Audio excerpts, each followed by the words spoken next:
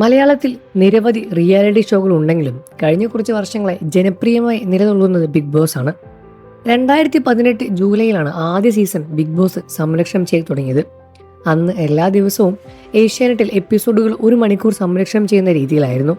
4ാം സീസണിലേക്ക് എത്തിയപ്പോൾ Hotstar live streaming തുടങ്ങി. അതോടെ ബിഗ് ബോസ് വൻ വളർച്ചയായിരുന്നു. ലൈവ് സ്ട്രീമിംഗ് തുടങ്ങിയ ശേഷം ബിഗ് ബോസിന് കാഴ്ചകൾ വർദ്ധിച്ചു, കാഴ്ചക്കാരും വർദ്ധിച്ചു. അതുവരെ ബിഗ് ബോസ് മലയാളം 7 സീസൺ സംരക്ഷണം ചെയ്തത് ഹോട്ട്സ്റ്റാർ തന്നെയാണ്. മോഹൻലാലാണ് അവതാരകൻ. 7ാം സീസണിലെ അവസാനിച്ചിട്ട് അധിക നാളായിട്ടില്ല. എന്നാൽ അതിനുള്ളിൽ തന്നെ 8ാം സീസണിനെ കുറിച്ചുള്ള ചർച്ചകൾ ബിഗ് ബോസ് പ്രേക്ഷകരിൽ ആരംഭിച്ചു കഴിഞ്ഞു. ഇപ്പോൾ ഇതാ വരാനിരിക്കുന്ന 8ാം സീസണുമായി ബന്ധപ്പെട്ട് ബിഗ് ബോസിൽ മല്ലു ടോക്സ് നിരവധി പങ്കിട്ട വിവരങ്ങളാണ് ശ്രദ്ധ നേടുന്നത്.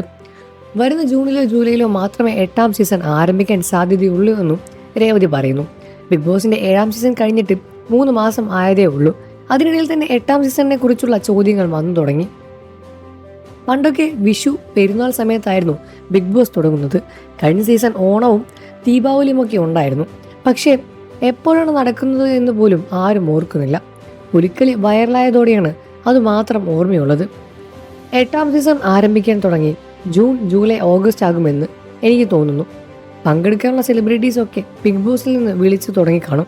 കഴിഞ്ഞ സീസൺ വരാത്തവരെ ബിഗ് ബോസിൽ നിന്ന് 1 മുതൽ അവരെ അപ്രോച്ച് ചെയ്യുന്ന സെലിബ്രിറ്റികളെല്ലാം തന്നെ വിളിച്ചു തുടങ്ങിക്കാണും. പുതിയ ലിസ്റ്റിൽ ബിഗ് ബോസ് ടീമിലെ തന്നെ ഒരുപാട് പേരും കാണും.